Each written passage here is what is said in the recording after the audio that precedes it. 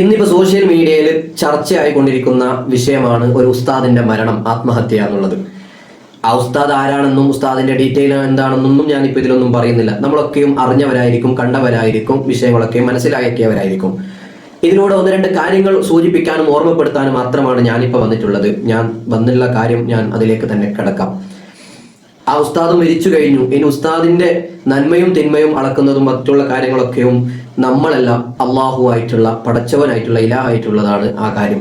നമ്മൾ ആരെയും നമ്മൾ നല്ലതും ചീത്തയും പറഞ്ഞ് നമുക്ക് സ്വർഗവും നരകവും നമുക്ക് നേടിക്കൊടുക്കാൻ കഴിയില്ല. എന്നാലും മനസ്സിലാക്കിയ, നമ്മൾ പഠിച്ച കാര്യം അനുസരിച്ചിട്ട് ഒരുപാട് കാര്യങ്ങൾ നമ്മൾ മനസ്സിലാക്കിയത് നമ്മൾ അതിനനുസരിച്ചിട്ട് നമ്മൾ പറയുന്നു എന്നത് മാത്രമാണ്, അല്ലേ?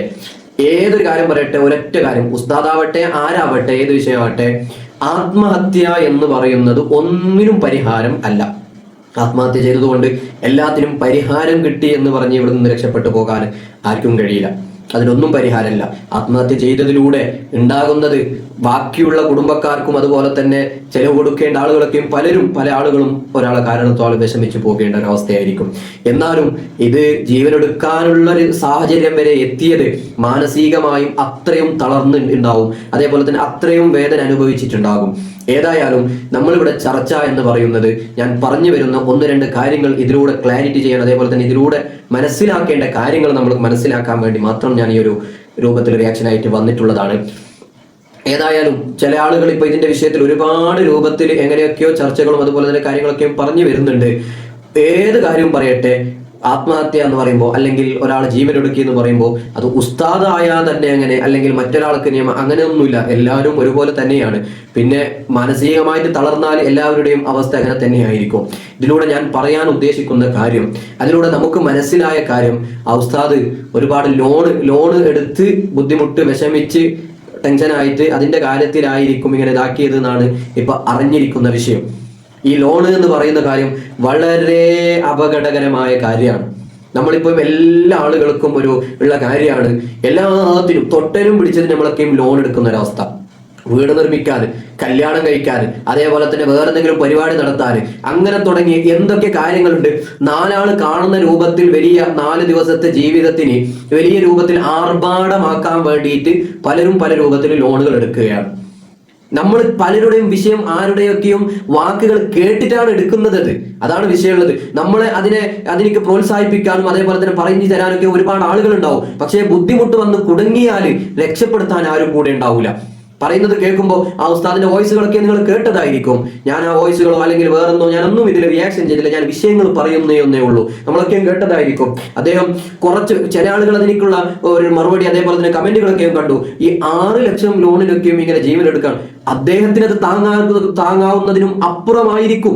കാരണം ആ വോയിസിലൂടെ തന്നെ ഉസ്താദിന്റെ വോയിസിൽ തന്നെ ഉണ്ട്, എനിക്ക് ഫസ്റ്റേ അതിനൊരു താല്പര്യം ഉണ്ടായിരുന്നില്ല, പക്ഷേ എന്താക്കാനാണ്, സാഹചര്യം മൂലം എടുത്തു പോയതാണ്. കാരണം സ്വന്തം നിൽക്കാനുള്ള വീടില്ല, ആ വീട് തന്നെ വീഴാനായിട്ടുണ്ട്.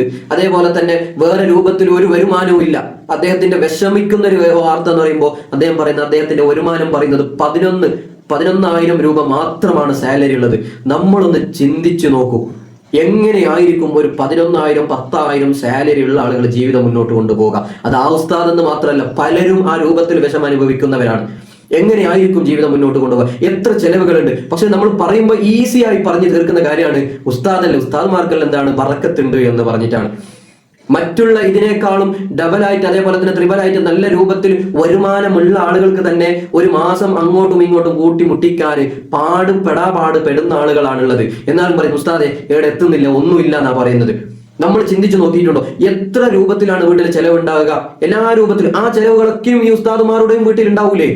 അപ്പൊ അദ്ദേഹത്തിന് അത്രയും ബുദ്ധിമുട്ട്. എല്ലാ രൂപത്തിലും നമ്മൾ നോക്കിയാൽ, ഒരു വണ്ടിക്ക് ഇപ്പൊ പെട്രോൾ അടിക്കണമെങ്കിൽ, അതേപോലെ തന്നെ വീട്ടിലേക്ക് ഒരു പച്ചക്കറി വാങ്ങണമെങ്കിൽ, അതേപോലെ തന്നെ മറ്റുള്ള കാര്യങ്ങൾ ദിവസേന നമ്മൾ കഴിക്കാനുള്ള ഫുഡ് വാങ്ങണമെങ്കിൽ, അതേപോലെ തന്നെ മറ്റുള്ള, അതായത് വീട്ടിൽ കറണ്ട് ബില്ല്, അങ്ങനെ തുടങ്ങി എന്തൊക്കെ കാര്യങ്ങൾ, ഇതൊക്കെയും എല്ലാവരും കൊടുക്കുന്ന പോലെ ഈ 11,000 ഉള്ള ഉസ്താദും കൂടി കൊടുക്കേണ്ടേ? ഇതൊക്കെയും കണ്ട് നിൽക്കുന്ന വീട് വീഴാനായിട്ടുണ്ട്. അങ്ങനെ ഇരിക്കുമ്പോൾ വേറൊരു വീട് ഒന്ന് നിർമ്മിക്കണമെന്നുള്ളൊരു ആശയാണ് എല്ലാവർക്കും ഉണ്ടാകുന്നത് പോലെ എല്ലാവരുടെയും മനസ്സിലൊരു ആഗ്രഹമായിരിക്കും പുതിയ നല്ലൊരു വീട് എന്നുള്ളത്. ആ വീടിന് വേണ്ടി അപ്പൊ അതിനുള്ള മാർഗം എന്താണ്? മറ്റൊരാളോട് കടം ചോദിച്ചാൽ അല്ലെങ്കിൽ മറ്റൊരാളോട് സഹായം ചോദിച്ചാൽ ചിലപ്പോൾ കിട്ടിക്കൊള്ളണമെന്നില്ല. ഒന്നാമത് എല്ലാവർക്കും അഭിമാനം ഉള്ളതാണ്, എല്ലാവരുടെയും അഭിമാന പ്രശ്നമാണ് മറ്റൊരാളെ മുന്നിൽ കൈ നീട്ടുന്നത് എങ്ങനെയാണെന്ന്. പക്ഷെ കണ്ടറിഞ്ഞ് ആരും കൊടുക്കാൻ നിൽക്കുന്നുമില്ല. അതുകൊണ്ട് മറ്റൊരാളെ മുമ്പിൽ കൈ നീട്ടാനുള്ള അഭിമാനം കാരണം ആ ഒരു ഇത് നിന്നില്ല. പക്ഷെ ആരോ പറഞ്ഞു കൊടുത്ത വഴിയായിരിക്കും ലോൺ എടുത്താൽ മതി. ഇപ്പൊ എല്ലാത്തിനും ലോൺ കിട്ടുന്നുണ്ട്. ആ ലോൺ കിട്ടുന്നതുകൊണ്ട് എന്ത് പ്രശ്നമില്ല. നിങ്ങൾക്ക് എന്താക്കാം, പെട്ടെന്ന് ലോൺ എടുത്തിട്ട് നിങ്ങൾക്ക് എന്താക്കാം, വീട് നിർമ്മിക്കാം, വീട്ടിൽ നിൽക്കുക, പിന്നെ അതിനുശേഷം എന്താക്കാം, നിങ്ങൾക്ക് ആ ലോൺ തീർക്കാമെന്ന് എന്ന് ആരുടെയോ വാക്ക് കേട്ട് ആ ഉസ്താദിന്റെ വാക്കിൽ തന്നെ മനസ്സിലാകുന്നത് ആദ്യം തന്നെ അതിനോട് താല്പര്യം ഉണ്ടായിരുന്നില്ല. ഉസ്താദല്ലേ, എന്തായാലും ലോണിന് അതെനിക്കൊരു താല്പര്യം എന്തായാലും മാനസികമായിട്ട് ഉണ്ടാവില്ല. പക്ഷേ എന്തെങ്കിലും വഴി നിങ്ങളിപ്പോ ലോൺ എടുത്തില്ല, നിങ്ങൾക്ക് ആര് സഹായിക്കാൻ അല്ലെങ്കിൽ ഇതാക്കാനെന്ന് ആരും പറയുന്നത് കേട്ടപ്പോ അദ്ദേഹം കേട്ടു ആ രൂപത്തിൽ ലോൺ എടുക്കാൻ പോയി. ആ ലോൺ എടുത്തത് 6 ലക്ഷത്തി സംതിങ് ആണെന്നാ പറയുന്നത്. പക്ഷേ അദ്ദേഹം എത്രയോ വർഷങ്ങളായിട്ട് ഇപ്പൊ അടച്ചിട്ട് അതിന്റെ രൂപത്തിൽ അതിനെ ഒന്ന് ക്ലിയർ ചെയ്യാൻ വേണ്ടി പോയി ചോദിക്കുമ്പോൾ അവരതിന്റെ ഇൻട്രസ്റ്റ് തന്നെ തീർന്നിട്ടില്ല എന്നൊരു ഇതുവരെ കെട്ടിയത് ഇൻട്രസ്റ്റ് ആണ്. അപ്പൊ എങ്ങനെയാണ് സഹിക്കാൻ പറ്റുക? മറ്റു കുറെ ആളുകൾ കമന്റുകളിൽ കുറെ ആളുകൾ പറയുന്നത് കാണുന്നത് ഈ 6 ലക്ഷത്തിനൊക്കെയും ഇങ്ങനെ ജീവൻ എടുക്കേണ്ട ഒരു ആവശ്യങ്ങളിലൊക്കെ ഉണ്ടോ എന്നാണ്. അദ്ദേഹത്തിന് താങ്ങാവുന്നതിനും അപ്പുറമാണ്. അദ്ദേഹം അതിന് അല്ലെങ്കിൽ തന്നെ 6 ലക്ഷം അദ്ദേഹം എങ്ങനെ ഉണ്ടാക്കുക? അദ്ദേഹം 6 ലക്ഷം എങ്ങനെയാണ് അദ്ദേഹം ഉണ്ടാക്കുക? അദ്ദേഹത്തിന് ആകെയുള്ള വരുമാനം സാലറി എന്ന് 11,000. ബാക്കിയുള്ള ജീവിതം എല്ലാ ദിവസവും വീട്ടിൽ ചെലവുകളില്ലേ, മറ്റുള്ള കാര്യങ്ങളില്ലേ, അതിനൊക്കെയും അതേപോലെ തന്നെ മറ്റൊരാൾ ആരെങ്കിലും സഹായിക്കാനുണ്ടെങ്കിലും അറിഞ്ഞുകൊണ്ട് സഹായിക്കാൻ ആരാണ് ഉള്ളത്? നമ്മൾ ആലോചിച്ച് നോക്കിയിട്ട് ഇതിലൂടെ ഒരുപാട് നമ്മുടെ സമുദായം മനസ്സിലാക്കേണ്ട കാര്യമുണ്ട്. ഉസ്താദുമാരുടെ പരിഗണന എന്ന് പറയുന്നത് ഒരുപാട് രൂപത്തിൽ കുറയുന്ന അവസ്ഥകൾ പല സ്ഥലങ്ങളിലും കണ്ടുവരാറുണ്ട്. എത്രത്തോളം എന്ന് പറയുന്നത് ഈ 10,000 11,000 ശമ്പളം സാലറി ഉണ്ടായിട്ടും അതുപോലും കൃത്യമായിട്ട് മാസത്തിൽ കൊടുക്കാത്ത മഹലുകളും സമുദായം അതേപോലെ തന്നെ മഹലുകളും ഒക്കെ ഉണ്ട്. അവർക്ക് പറയുന്നത് അവർക്ക് ബർക്കത്തുണ്ടല്ലേ, ഈ 10,000 11,000 ശമ്പളം സാലറി വെച്ചിട്ട് അത് മാസം കഴിഞ്ഞിട്ടും പിന്നെയും 1,000 2,000 രൂപത്തിൽ കൊടുക്കുന്ന ആളുകളുണ്ട്. എല്ലായിടത്തും അങ്ങനെയൊന്നല്ല കേട്ടോ ഞാൻ ഈ പറഞ്ഞത്. എല്ലാവരെയും ഞാൻ പൂർണ്ണമായിട്ടും വിമർശിക്കുകയല്ല. നമ്മൾ ഇതിൽ ഉണരേണ്ട കാര്യങ്ങളുണ്ട്. ഒരുപാട് കാര്യങ്ങൾ നഷ്ടങ്ങൾ വന്നതിന് ശേഷമെങ്കിലും നമ്മളൊന്ന് പാഠം പഠിക്കേണ്ടതുണ്ട്. നമ്മൾ പരിഗണിക്കേണ്ടവരെ പരിഗണിക്കണം. കൃത്യമായി നമ്മൾ എല്ലാ രൂപത്തിലും നമ്മളത് പരിഗണിച്ചുകൊണ്ട് ഓരോ ആളുകളെ ബുദ്ധിമുട്ട് മനസ്സിലാക്കി ശരിയായിട്ടും കൊടുക്കാനുണ്ടായിരുന്നെങ്കിൽ ഇവിടെ ആരെങ്കിലും പട്ടിണി കിടക്കുമായിരുന്നോ? ആരെങ്കിലും കടത്തിൽ മുങ്ങായിരുന്നോ? ശരിക്കുള്ള സദക്കകളും അതേപോലെ തന്നെ സക്കാത്തുകളും കൊടുക്കേണ്ട രൂപത്തിൽ കൊടുത്തിരുന്നെങ്കിൽ ആരെങ്കിലും പട്ടിണി കിടക്കൂടെ? ഉണ്ടാവില്ല. പക്ഷേ നമുക്ക് നോക്കാനോ അതിനൊന്നും സഹായിക്കാനോ ഇല്ല. 4 ആൾ കാണുന്ന രൂപത്തിൽ ബാക്കിയുള്ള എന്തൊക്കെയോ അനാവശ്യങ്ങൾക്ക് നമുക്ക് ചെലവഴിക്കാനുണ്ട്. ആളുകൾ കാണുന്ന രൂപത്തിൽ എവിടെയൊക്കെയോ ഫ്ലെക്സുകൾ കെട്ടാൻ, അതേപോലെ തന്നെ എന്തെങ്കിലും കളികളുടെയും അതേപോലെ തന്നെ മറ്റുള്ള കാര്യങ്ങൾക്കൊക്കെ ഒരാൾ വെച്ചതിനേക്കാളും ഉയരത്തിലുള്ള ഫ്ലെക്സുകൾ വെക്കാൻ, അതേപോലെ കട്ടൗട്ടുകൾ വെക്കാൻ, മറ്റുള്ള അനാവശ്യത്തിനൊക്കെയും നമുക്ക് ചെലവഴിക്കാൻ ക്യാഷുകളുണ്ട്. ആരെങ്കിലും ആവശ്യത്തിന് വേണ്ടി ചോദിച്ചാൽ, ആരെങ്കിലും ആവശ്യം ബുദ്ധിമുട്ട് വന്ന ആളുകൾ ഉണ്ടെങ്കിൽ കൈ നീട്ടിയാലും കൊടുക്കാൻ നമ്മളുടെ ക്യാഷുകളില്ല. ഇതൊക്കെയും പടച്ചവന്റെ മുമ്പിൽ നമ്മളും കുടുങ്ങൂ എന്നുള്ള രൂപം നമ്മൾക്ക് ചില ഉത്തമ ഉദാഹരണങ്ങളാണ് ഇതൊക്കെയും ഞാൻ ഇതിലൂടെ പറയുന്നത്. ഒരാളെയും നമ്മൾ മരിച്ചു കഴിഞ്ഞതിന് ശേഷം അവരെ നമ്മൾ ഒരു കാര്യത്തിലും നമ്മളൊരു കുറ്റപ്പെടുത്തിയിട്ടോ അവരിതാക്കിയോണ്ടോ കാര്യമില്ല. അവരും റബ്ബുമായിട്ടാണ് ബാക്കിയുള്ള കാര്യങ്ങൾ. നമ്മൾ ആരെയും നന്നാക്കാനോ നമ്മൾ ആരെയും സ്വർഗത്തിലേക്ക് എടുത്താനോ നരകത്തിലേക്ക് എടുത്താനോ നമുക്കൊരു അർഹതയുമില്ല. നമ്മളൊക്കെയും കൃത്യമായി ചെയ്യുന്നവരാണെങ്കിൽ തന്നെ നമുക്കൊക്കെയും അർഹതയുണ്ടോ എന്ന് നമ്മൾ ഓരോരുത്തരും ചിന്തിച്ചാൽ മതി. നമ്മൾ മറ്റൊരാളെ നന്നാക്കാനും മറ്റൊരാളുകളുടെ കാര്യങ്ങളൊക്കെ ഇതാക്കാൻ വേണ്ടി തന്നെയാണ് കൂടുതൽ. പക്ഷേ അവർക്ക് ആവശ്യത്തിന്റെ കാര്യങ്ങൾക്ക് നമ്മൾ എന്താക്കുന്നില്ല, കൂടെ നിൽക്കുന്നില്ല എന്ന് മാത്രമാണ്. വായിൽ പറയാൻ നമ്മളൊക്കെയും ഒരുപാടുണ്ട്. ഇത് ഞാൻ ഈ പ്രതികരണം വന്നത് നമ്മൾ കുറെ കാര്യങ്ങൾ മനസ്സിലാക്കേണ്ട കാര്യങ്ങളുണ്ട്. അതിനു വേണ്ടി മാത്രമാണ് ഞാൻ പറഞ്ഞിട്ടുള്ളത്. ഇതിലൂടെ ഞാൻ ഒറ്റൊരു കാര്യം കൂടി ഞാൻ ഓർമ്മപ്പെടുത്തുന്നത്, ലോൺ എടുക്കുന്ന കാര്യങ്ങളിൽ നമ്മൾ വളരെ ശ്രദ്ധിക്കേണ്ടതുണ്ട്. കിട്ടിയതിനും തൊട്ടതിനും പിടിച്ചതിനൊക്കെ ലോൺ എടുക്കുകയാണ്. ഒരുപാട് ചെറുപ്പക്കാർ കല്യാണങ്ങൾ ആർഭാടമാക്കാൻ എടുക്കുന്നത് ലോൺ എടുത്തിട്ടാണ് ചെയ്യുന്നത്. പിന്നെ കൊടുക്കുന്നത് ഇതൊക്കെയും ആളുകളുടെ മുമ്പിൽ 1 ദിവസം 2 ദിവസം സ്റ്റാറ്റസിലൂടെ കാണിക്കാൻ ചിലപ്പോൾ ആഡംബരമായിട്ടുണ്ടാവും. കഴിഞ്ഞിട്ട് റിയൽ ലൈഫിലേക്ക് എത്തുമ്പോൾ കുറച്ച് കഴിയുമ്പോൾ 1 മാസം കഴിയുമ്പോൾ പിന്നെ കുടുംബത്തില് വീട്ടില് അതേപോലെ തന്നെ ദാമ്പത്യ ജീവിതത്തിൽ സന്തോഷമില്ല. എങ്ങനെ സന്തോഷം ഉണ്ടാകാനാണ്? ടെൻഷന് മുഴുവനും അതേപോലെ തന്നെ മനസ്സിലുള്ളത് ഈ ലോൺ തീർക്കാനുള്ള വഴികളാണ്. അതിലേക്ക് അടവുകൾ തീർക്കാനുള്ള കാര്യങ്ങൾ നോക്കുകയാണ്. അതിന് ശരിയായ മാർഗം കണ്ടില്ലെങ്കിൽ അനധികൃതമായ വഴികൾ നോക്കുകയാണ്. ഇങ്ങനെ തുടങ്ങി അപ്പോൾ ഒരു ലോൺ എടുത്തിട്ടുണ്ടെങ്കിൽ ഒരുപാട് രൂപത്തിലും ബുദ്ധിമുട്ടും. നമ്മൾ പടച്ചവൻ പറഞ്ഞത് ഉള്ളത് കൊണ്ട് തൃപ്തിപ്പെട്ട് ജീവിച്ചാൽ നിന്നെക്കാളും വലിയ ഐശ്വര്യവാൻ വേറെ ഇല്ല എന്ന് ഹബീബ് റസൂലുള്ളാഹി സ്വല്ലല്ലാഹു അലൈഹി വസല്ലം തങ്ങൾ പഠിപ്പിച്ചിട്ടുണ്ട്. നമുക്ക് പടച്ചവൻ എന്താണോ തന്നിട്ടുള്ളത് ആവശ്യമുള്ളത് ആ രൂപത്തിൽ നമ്മൾ തൃപ്തിപ്പെട്ട് നമ്മൾ ജീവിക്കാൻ വേണ്ടി നമ്മൾ ശ്രദ്ധിക്കണം. അല്ലാതെ എല്ലാത്തിനും നമ്മൾ മറ്റൊരാളിന് നമ്മൾ കണ്ടിട്ട് കമ്പയർ ചെയ്തിട്ട് ഒരാൾ വലിയ വീട് നിർമ്മിച്ച് കണ്ടിട്ട് നമ്മളും ആ രൂപത്തിൽ വീട് നിർമ്മിക്കാൻ, അല്ലെങ്കിൽ വലിയ വാഹനം വാങ്ങുന്നത് കണ്ടിട്ട് നമ്മളും ലോൺ എടുത്ത് വലിയ വാങ്ങുക. നമുക്ക് ആവതുണ്ടെങ്കിൽ കഴിവുണ്ടെങ്കിൽ നമ്മൾ അതിനനുസരിച്ചിട്ടല്ലേ നിൽക്കേണ്ടത്. അല്ലാത്ത ഇങ്ങനെ ലോൺ എടുത്തിട്ട് അനാവശ്യമായിട്ട് എടുത്തിട്ട് നമ്മൾ അതിന് മോട്ടർ ചെയ്യാൻ, അതേപോലെ തന്നെ നമ്മളെ അതിലേക്ക് ഇതാക്കി തരാൻ വേണ്ടിയിട്ട് നമ്മൾ ലോൺ എടുപ്പിക്കാൻ വേണ്ടി ഒരുപാട് ആളുകൾ നമ്മൾ എന്താക്കും പറഞ്ഞ് നമ്മൾ ഇതാക്കിക്കും. പക്ഷേ നമ്മൾ കുടുങ്ങിയാൽ ആരും രക്ഷിക്കാനുണ്ടാവില്ല. നമ്മൾ തന്നെ ആ ലോൺ അടിച്ച് വീട്ടേണ്ടി വരും. നമ്മൾ തന്നെ നമ്മൾ ആ പ്രശ്നത്തെ നമ്മൾ പരിഹാരം നമ്മൾ സ്വന്തത്തിൽ കാണേണ്ടി വരും. അത് കാണാൻ പറ്റാതിരിക്കുമ്പോൾ എന്തൊക്കെയോ ചിന്തിച്ചു മാനസികമായി ടെൻഷൻ അടിച്ചു പോവുകയാണ്. അതുകൊണ്ട് ഈ കാര്യത്തിൽ നമ്മൾ ചിന്തിക്കേണ്ടത്, ഒന്ന്, ഉസ്താദുമാരെ നന്നായി നമ്മൾ പരിഗണിക്കണം.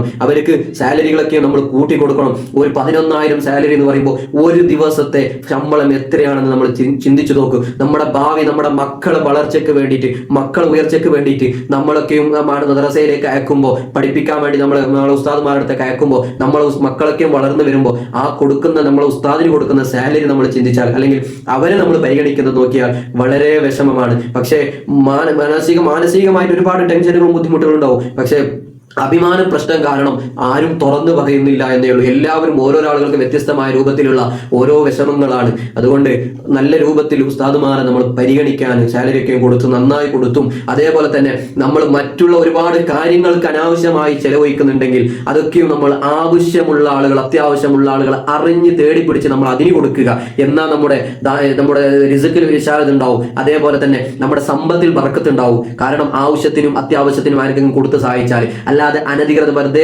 അനാവശ്യത്തിന് ദൂർത്തടിക്കാൻ വേണ്ടിയിട്ട് ആളുകൾ കാണുന്ന രൂപത്തിൽ വേറെന്തെങ്കിലും വെച്ചതുകൊണ്ടോ ഫ്ലെക്സ് വെച്ചതുകൊണ്ടോ ഒരു കാര്യം ഉണ്ടാവില്ല.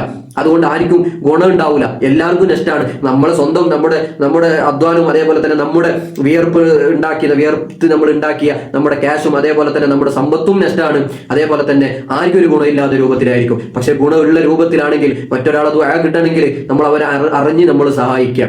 അതേപോലെ തന്നെ ലോണിന്റെ കാര്യം പ്രത്യേകിച്ച് ശ്രദ്ധിക്കുക. അത് എടുത്ത് കുടുങ്ങിപ്പോയാൽ പിന്നെ വല്ലാത്ത ബുദ്ധിമുട്ടും. അതുകൊണ്ട് ആ കാര്യങ്ങൾ നമ്മൾ ശ്രദ്ധിക്കുക. ഇതിലൂടെ അവസാനമായി ഞാൻ പറയുന്ന കാര്യം എന്ന് പറയുന്നത്, ഒരാൾ മരിച്ചു കഴിഞ്ഞാൽ പിന്നെ അദ്ദേഹത്തെ നമ്മൾ ഒരിക്കലും വേട്ടയാടരുത്. ഞാൻ ഇതിലൂടെ ആ ഉസ്താദ് നമുക്കൊക്കെ വിഷയം അറിഞ്ഞതുകൊണ്ട് ഞാൻ ഈ വിഷയത്തിൽ ഇങ്ങനെ പറഞ്ഞു, ഈ ആൾ ഉസ്താദ് എന്ന് പറഞ്ഞു എന്ന രൂപത്തിൽ മാത്രമാണ്. പക്ഷേ വ്യക്തിപരമായിട്ട് ഉസ്താദിന്റെ പേരെടുത്തോ അല്ലെങ്കിൽ ഉസ്താദിനെ കുറിച്ചിട്ട് ഡീറ്റെയിൽ ആയിട്ട് ഒന്നും ഞാൻ ഇതിലൂടെ സംസാരിച്ചിട്ടില്ല. ഞാൻ സംസാരിക്കാൻ ആഗ്രഹിക്കുന്നില്ല. അങ്ങനത്തെ കാര്യങ്ങൾ നമ്മൾ സംസാരിക്കാനും പാടില്ല. ഒരാളെ വ്യക്തിയായിട്ട് നമ്മൾ എടുത്ത് നമ്മൾ ഒരിക്കലും നമ്മൾ ഈ കാര്യത്തിലൂടെ മനസ്സിലാക്കേണ്ട കാര്യങ്ങൾ കുറെ ഉണ്ടതുകൊണ്ട് ഞാൻ ഈ രൂപത്തിൽ നിങ്ങളോട് ഓർമ്മപ്പെടുത്തിയെന്നുള്ളൂ. നമ്മൾ മനസ്സിലാക്കാൻ വേണ്ടി കുറെ കാര്യങ്ങൾ ഓർമ്മപ്പെടുത്തിയെന്നുള്ളൂ. അല്ലാതെ മറ്റൊരാൾ മരിച്ചു കഴിഞ്ഞാൽ ആരാകട്ടെ, ഏത് രൂപത്തിലാകട്ടെ, മരിച്ചു കഴിഞ്ഞാൽ പിന്നെ അവരെ നമ്മൾ വീണ്ടും നമ്മൾ വേട്ടയാടരുത്. അവർ മരിച്ചു കഴിഞ്ഞു, പിന്നെ ഇതിന്റെ റബ്ബും അവരുമായിട്ടുള്ള തീരുമാനങ്ങളാണ്. അതുകൊണ്ട് നമ്മൾക്ക് അതിലൂടെ യാതൊരു കൈകടത്താനോ എന്തെങ്കിലും പറയാനോ അഭിപ്രായം പറയാനോ ഇതില്ല. പക്ഷേ ഏതൊരു കാര്യത്തിലും ഞാൻ നേരത്തെ ഓർമ്മപ്പെടുത്തിയതുപോലെ ആത്മഹത്യ എന്ന് പറയുന്നത് ഒന്നിനും പരിഹാരം കാണാൻ പറ്റൂല എന്നുള്ളൊരു ബോധ്യം നമുക്ക് എപ്പോഴും ഉണ്ടാകണം എന്ന് ഓർമ്മപ്പെടുത്തുന്നു. അതുകൊണ്ട് സമുദായത്തും നമ്മൾ എല്ലാവരും ഉണരേണ്ടതുണ്ട്. നമ്മുടെ സമുദായത്തിൽ നമുക്ക് ആർക്ക് ബുദ്ധിമുട്ടുണ്ടൊക്കെ മനസ്സിലാക്കി ആ ബുദ്ധിമുട്ടിനെ നമ്മൾ പരിഹരിക്കാനുള്ള ഒരു മാർഗം നമ്മൾ കണ്ടെത്തണം. അതിനു വേണ്ടി ആയിരിക്കണം കൂട്ടായ്മകളും അതേപോലെ തന്നെ സംഘടനകളും അതേപോലെ തന്നെ നമ്മുടെ ഒത്തൊരുമ ഉണ്ടാകേണ്ടത്. അല്ലാതെ വേറെ ആവശ്യമില്ലാതെ കാര്യത്തിന് അനാവശ്യമായിട്ടുള്ള വെറുതെ ദൂർത്തടിക്കാനുള്ളതിന് ആയിരിക്കരുത് നമ്മുടെ കൂട്ടായ്മയും അതുപോലത്തെ ഒന്നും. അതേപോലെ തന്നെ ഞാൻ ഓർമ്മപ്പെടുത്തുന്നു, ഈ കാര്യത്തിൽ എല്ലാ ആളുകളും ഒന്ന് ഗൗരവത്തോടു കൂടെ ചിന്തിക്കേണ്ടതുണ്ട്. ഇത് ഇനി ആയിരിക്കും ഇതുപോലെ ലോൺ എടുത്തോ അല്ലെങ്കിൽ വേറെന്തോ വന്നിട്ട് അപകടം അല്ലെങ്കിൽ ബുദ്ധിമുട്ട് അല്ലെങ്കിൽ ടെൻഷനുകൾ അതേപോലെ തന്നെ മാനസികമായി തളർക്കുന്ന ഒരവസ്ഥയും വരാതിരിക്കട്ടെ എന്ന് പ്രത്യേകിച്ച് ഓർമ്മപ്പെടുത്തുകയാണ്. ഈ കാര്യത്തിൽ എല്ലാ ആളുകളും നമ്മൾ മനസ്സിലാക്കേണ്ട കാര്യം, ലോൺ എടുക്കാനോ അതേപോലെ തന്നെ മറ്റുള്ള കാര്യങ്ങൾക്ക് വേണ്ടി നമ്മൾ പരിഗണിക്കേണ്ട ആളുകളെ പരിഗണിക്കാതെ അനാവശ്യത്തിന് വേണ്ടി നമ്മൾ ഒന്നിനും ചെലവഴിക്കാൻ വേണ്ടി നമ്മൾ നിൽക്കരുത് പ്രത്യേകിച്ച് ഓർമ്മപ്പെടുത്തുകയാണ്. അതുകൊണ്ട് എല്ലാ അപകടങ്ങളും തൊട്ട് പടച്ചോ നമ്മളെ കാത്ത് സലാമത്താക്കി തരുമാറാകട്ടെ.